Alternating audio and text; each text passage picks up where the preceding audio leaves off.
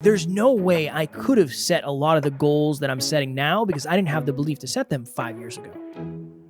Now that I am on the second level of this mountain climb, the second summit, I can see the top of the other one. It's like, oh, that's not that far. People need to see it to believe it. Here's the problem. What I've found, and I'm telling you, I've coached a lot of people. I've been studying this.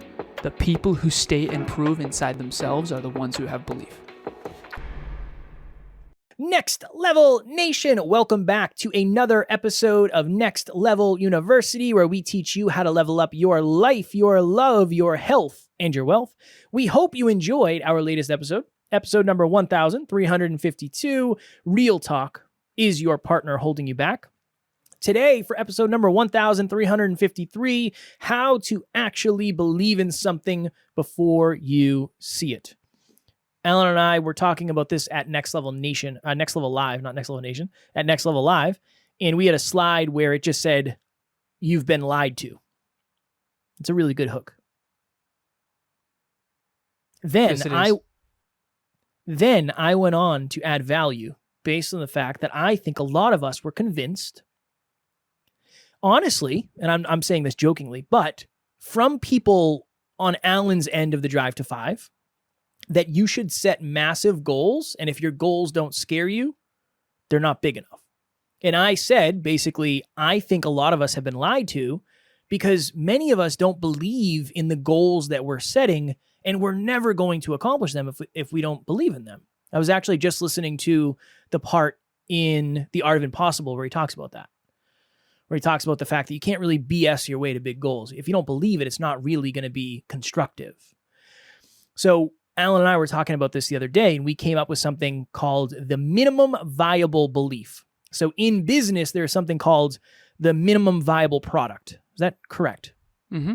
The minimum viable product is something that you're capable of shipping out, or you're getting a proof of concept. This is something we could use. This is something that would solve the problem. This is something the audience would pay for.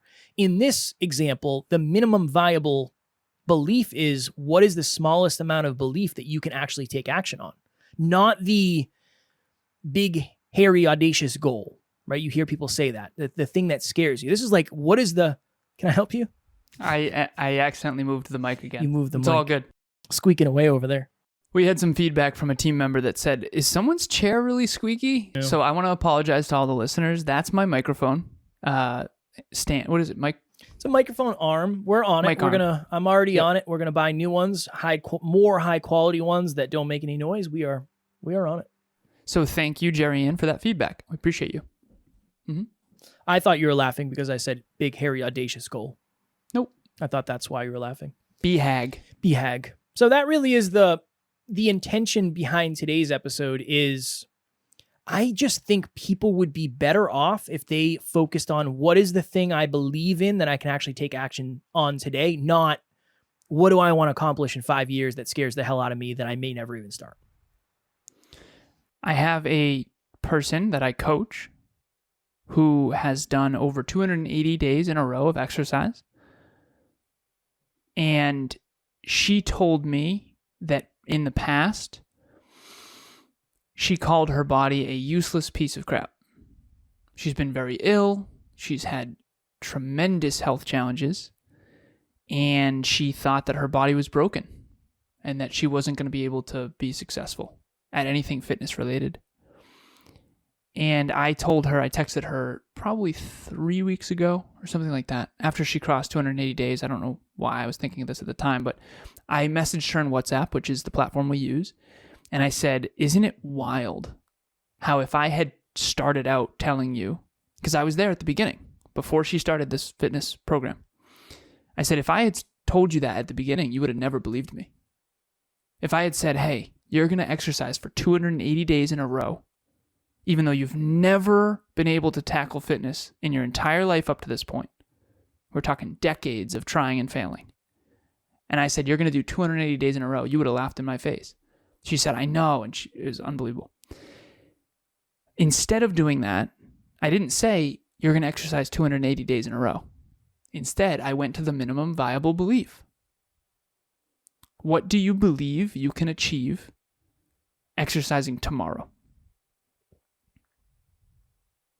She said, I could probably do a 30-minute walk. Okay. Start there.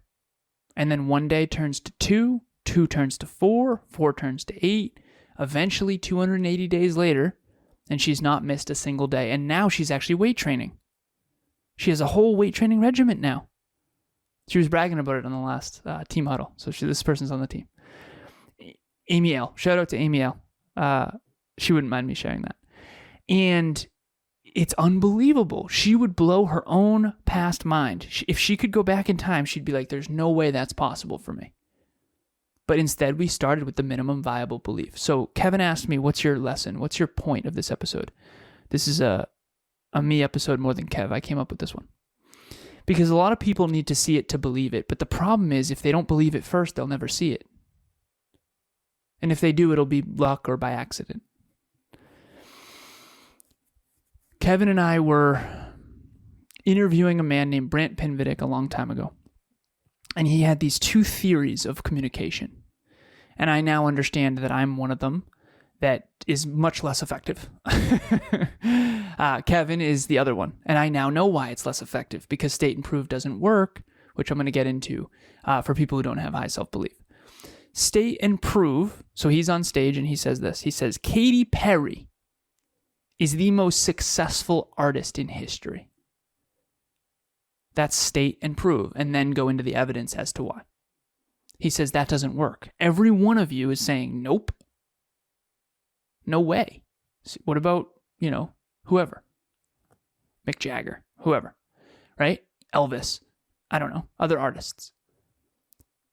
And he said, all of you are trying to prove me wrong right now, unconsciously. He said, don't do that. Worst way to communicate ever. He says, you need to do something called inform and lead. He says, I'm going to try that again. Forget the statement about Katy Perry. I'm going to give you some bullet points. Number 1 album for 27 weeks or 27 months in a row or something. Again, all the bullet points. I don't know Katy Perry. I don't know. But I do know that after the bullet points, it was like, holy crap, is Katy Perry the most successful artist in history? He says, see? People need to see it to believe it. Here's the problem. What I've found, and I'm telling you, I've coached a lot of people. I've been studying this. The people who state and prove inside themselves are the ones who have belief. Here's what I mean. Ever since I was a little kid, I would say I'm going to do something, and then I would go and do it, and then self-assign it. Kev, you talk about how you were an all-star baseball player, but you thought you got lucky. If you had decided in advance to become an all-star baseball player, then went and did the work to do so, then self-assigned it once you completed it, once you achieved it, you would have more belief. You thought you got lucky with each job. You thought you got lucky with all this stuff. That is not self-assigning. And so it's this weird self-fulfilling prophecy. So my thesis in this episode, for lack of better phrasing, is if you start to state and prove within yourself and then actually do the work to get the achievement and then self-assign it, you're going to build belief, and that's going to snowball. Because here's what happens. If Amy L., I know she's not doing this, but if she was doing this, if she attributes it to me and not to her, she's not building belief. If she thinks to herself, I could never do this without Alan, now all of a sudden she doesn't have as much self-belief. Now she borrowed my belief and she thinks it's me more than her. And this is all unconscious, by the way. None of this happens consciously. This is all in our brain. It's all in our head. And so for me, when you reverse engineer things and you say, I want to be a fitness model, I want to be a fitness competitor, I want to, start a podcast, I want to build a business, I want to XYZ, and then you go do those things, now you get to go, okay, see, I told you I could do it. And when you do that enough time, eventually you just build this massive amount of self-belief. And most people think that you're delusional or egotistical or arrogant or full of it, when in reality, you just have a lot more state and prove. If you start small and build, it can really snowball. Go ahead. Sorry. Oh, no, you're good. I thought you were done. Usually I'm on point with recognizing a pause versus a finished statement. It's very interesting because things happen. It's weird. Things happen very quickly, but also very slowly when it comes to achieving something. And it's almost like you can see the mile markers, and then you can kind of see what the mile marker is going to lead up to. But it really is. You don't go and make a year's worth of money in one day. It's over the course of the year. That really is it. If you want to, I want to make $10,000 this year in my side business. That's great. That's cool. Now you start with the first person. Simple. And obviously I know it's not simple, but that you don't worry about how am I going to get to 10,000. You worry about how am I going to get to one? How am I going to get to one person? How am I going to get to one podcast episode? How am I going to get to one, whatever it may be, one social media post? But I understand why people look at the big picture. They look at the top of the mountain and then say, I could never get there. Same. Because there's so much that happens between, you and I have been having these conversations behind the scenes where we're kind of having quarter life, midlife crises as we do every, what seems like a couple weeks. This would be a third life crisis. Third life crisis. Yeah, that's true. Yeah, that's true. And it should be a quarter life crisis technically though, because you're going to live to $120. $120. That's the goal. Mm-hmm. That's the goal. Yeah. But I think that because there's 4 quarters in a dollar, I like to think centenarian. I think we can go for centenarian. Let's try to hit 100. Okay. I'm shooting for 120. But the point is I think this is more of a third life crisis. Because quarter life crisis, I think people think of 25 years, Just saying. I accept that. Okay. My point stands. You and I are having some identity stuff. We're going through some identity stuff. Definitely. And one of the reasons why is so much can happen so quickly, but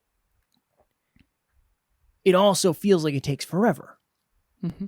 And that it's a very, very hard thing to balance where I told you today, I was like, it's wild to me that we have 45 podcasts we produce. It seems like just yesterday we had 15. At 15, did I believe we could get to 100? I don't know. I don't remember. But I did believe we could get to 16. Now that we're at 45, there's no reason we can't get to 100. That's the interesting thing. It's like but you have more belief now. Yeah, for sure. But I also have more results. But I never would have got those results if when I started, I was like, I'm aiming for 50. I need 50. I know. Yeah. Right? Some people do really well with that. Because if you aimed at 50, you'd have basically been losing for 4.5 years. Right. And can you handle that? Right. That's been something I've been contemplating a lot lately. That's why I always tell people it does at times feel like I'm playing with house money. For those who might not know what that means, it's almost like you kind of can't, I don't want to say you can't lose, but I feel lucky at times where it's like, well, I'm ahead of where I thought I was going to be. I'm not really worried about anything. I'm ahead of where I thought I would be. Obviously, I'm still grinding my face off and working every day, but playing with house money basically means when you go and you win house money, you're up. You're gambling with that. So if you lose it, it's not like you're losing anything. So that's just the example here. But I've been having those moments where it's like, there's no way I could have set a lot of the goals that I'm setting now because I didn't have the belief to set them 5 years ago.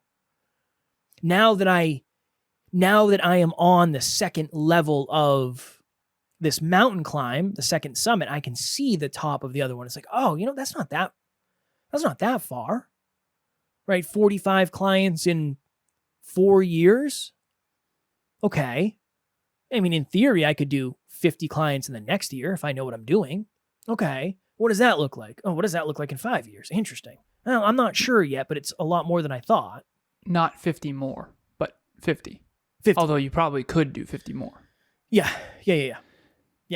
I want to go brief about this. I don't mean to interrupt you, but it gets even harder. So, Kev, you said at the beginning of that monologue, Epic monologue. Thank you. Epic monologue. You said at the beginning of that monologue that everything happens really fast, but it feels really slow. I think that was strong. You said something along the lines of people don't succeed huge in a day or whatever. The thing that's fascinating is that I had a client, and I remember, this is the cool part about coaching. I remember talking about this idea. He had this idea for a business, and we applied for a grant. he applied for a grant. I advised. And fast forward. 8 months had gone by. And we had 6 months of that where we weren't coaching. And he's like, how are you? What's going on? How's everything? And I'm like, oh my God, so much is new. Holy crap, blah, blah, blah. And I said the same thing. I said, what about you? And he's like, not really, nothing. I still haven't used that grant we got. I was like, are you kidding me? Like, do it, man. What are we doing here?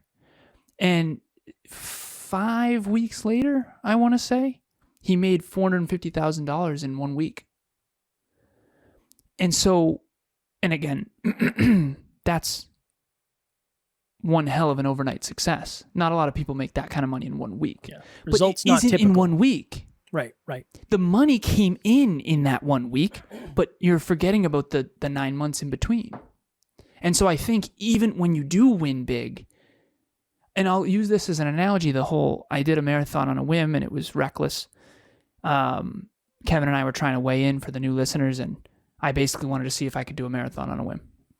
And not only that, but I tried to do it dehydrated, which was just reckless. But I did weigh in, so that was good news. But anyways, the reason I set that goal, Kev, is not because I wanted to do a marathon. I set that goal because I wanted to see if I could do it. I wanted to stay and prove. I wanted to prove that I could do a marathon without stopping. Now, I'm not going to crush it. I'm not going to break any records, but I can do it without stopping. And I did, but I was hobbling by the end.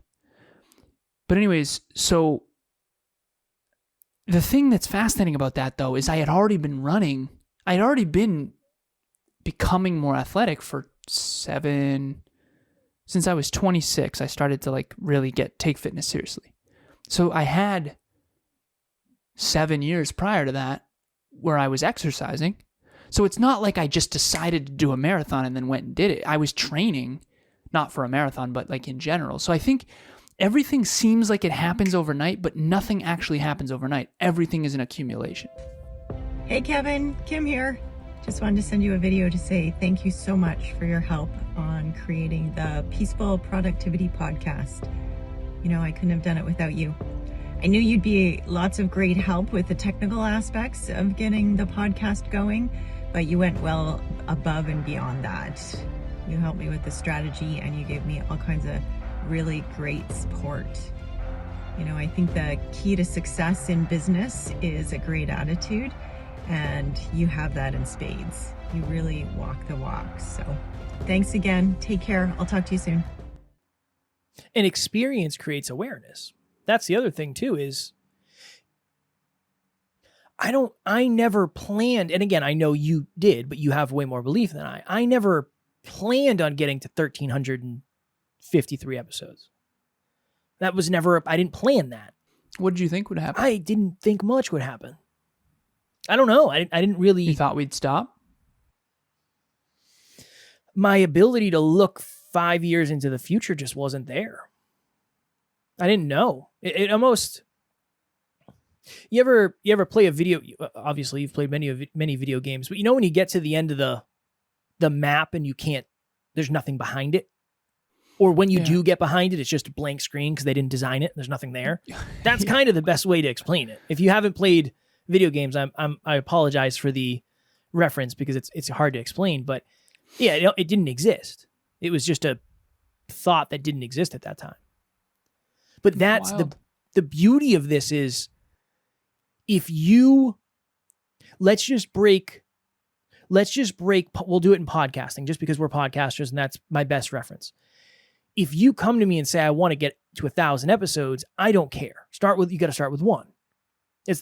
Or if you come to me and say, I don't really think I'm ever going to be much in podcasting, it's probably not for me, just start with one. Because you might learn something in the first episode that you can get to episode 2. And then you might learn something in episode 2. And then eventually you say, I've been doing this for a year. I can't believe I got 52 episodes. All right, cool. You're well on your way. You made it further than most people do. Now you have a year's worth of awareness. You have a year's worth of lessons. You have a year's worth of reflection. Then things get weird because you're already 52 episodes in. The next year goes really fast because you've already done a year of it. Then you're 2 years in. You're 104 episodes in. Then maybe you decide, you know what, I'm going to do 2 episodes a week, 3 episodes a week. Then before you know it, you're 6 years in or whatever it is, and you're 1,300 episodes in. That's it. But I didn't start with that in mind. I have to be very honest about that. Kev, I want to do this with you because I did this with a client. I thought it was very powerful. I think it'll land for our listeners. And again, please just answer these truthfully. And I know you know the answers, but whatever. You'll understand when I ask. Okay. From 0 to 10, how certain are you that you can get Subway tonight? 10. For dinner? 10. Okay, 10 out of 10? So you're 100% certain? Yes. Okay. From 0 to 10, how certain are you that you can get Subway within the next hour if you really wanted to? 10, as long as you let me go. Okay. 0 to 10, how certain are you that you can get Subway in the next 30 minutes if you really had to get it? 10. Okay. Now, how certain are you, 0 to 10, that you can get Subway and eat it at home within the next 5 minutes? 0. 0. All right. So I was talking to someone, I did that exercise, and I said, what you don't understand is that your brain is actually calculating. I know there's a Subway. How far away? Probably like 5 minutes. 5 minutes away. You know that your credit card will work with fairly certain accuracy.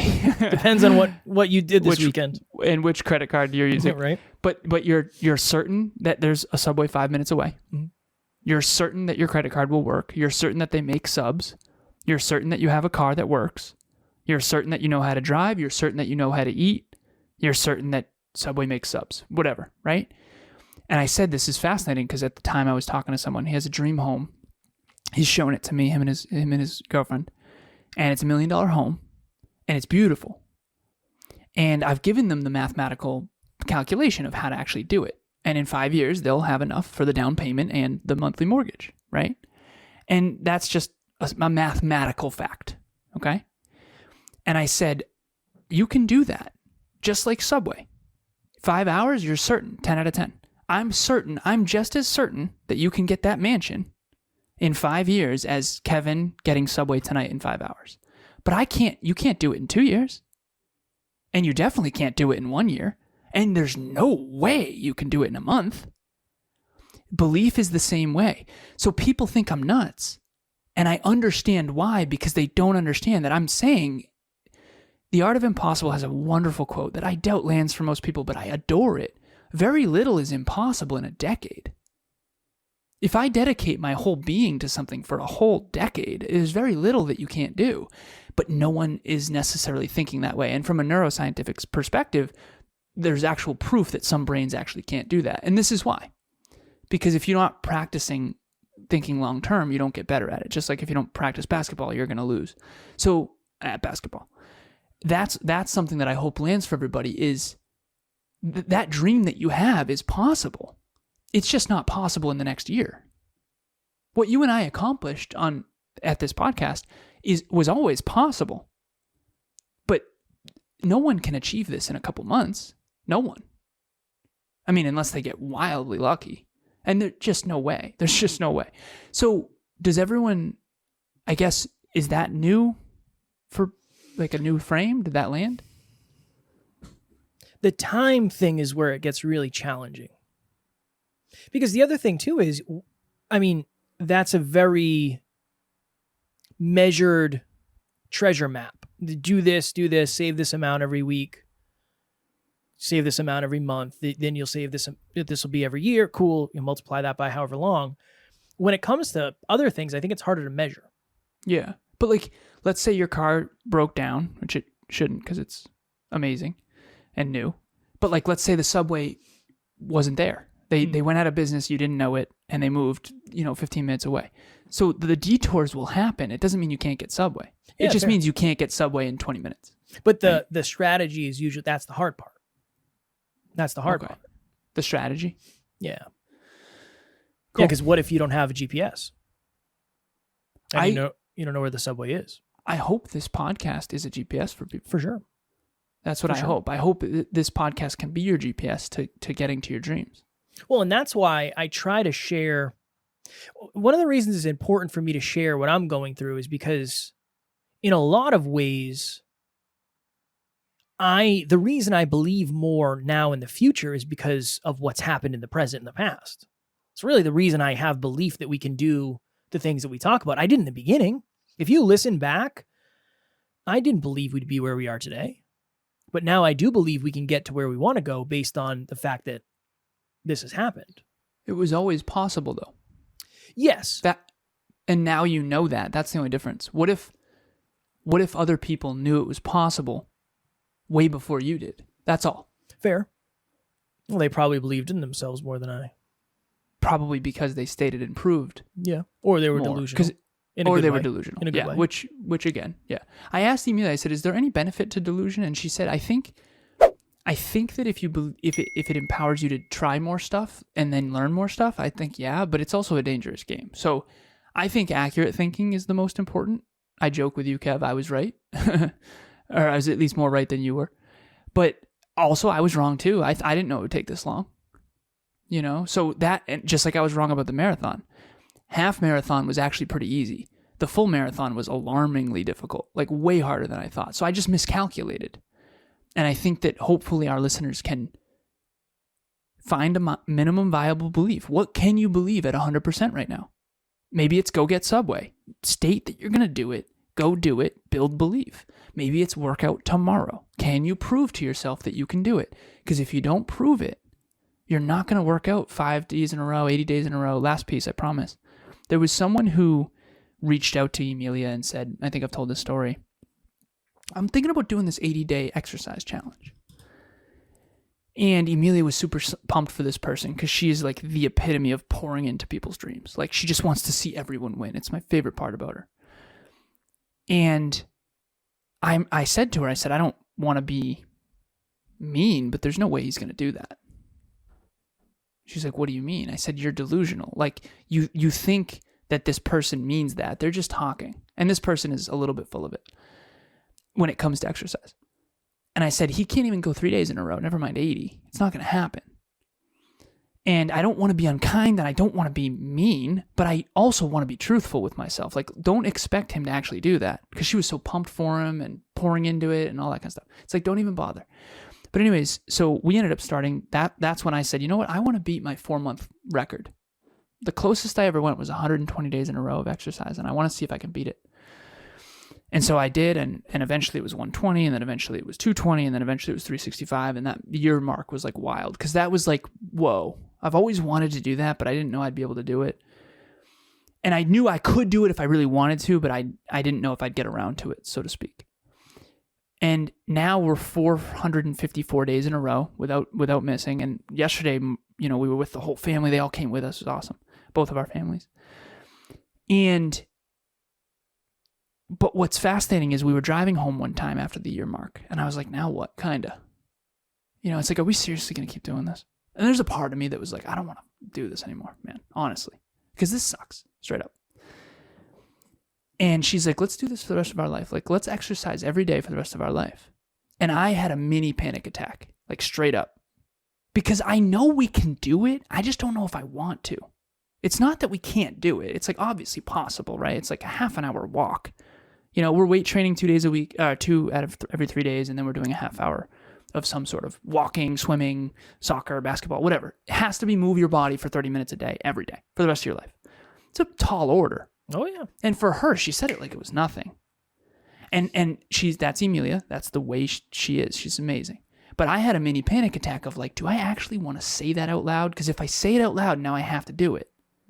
And I don't want to do it. I don't. Now, I'm doing it, and it sucks. No. I'm doing it, and it's interesting because now I'll be in shape, for at least reasonably, for my life, because exercise is great. But my point is that I know that sounds nuts. It sounded nuts to me too, but it is possible.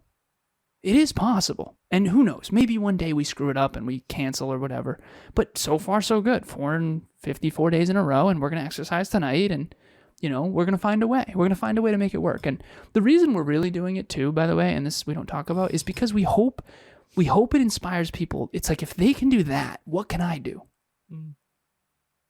And now, Amy L's doing it 280 days in a row. Brandon is 333 days in a row of a mile a day, every day for 333 days. A mile a day. Unbelievable. Jesse's doing it. We got a lot of people working out every day. Bianca, she's like crushing it. And so the community can win together, better together. And if you don't believe in yourself, get around people who do, because it's going to rub off. Fire. Small wins. Small wins over time. Buildings are built brick by brick. They're redoing one of the retaining walls in our community. And it is you don't want to talk about a tall order. It's a lot. It's a huge wall.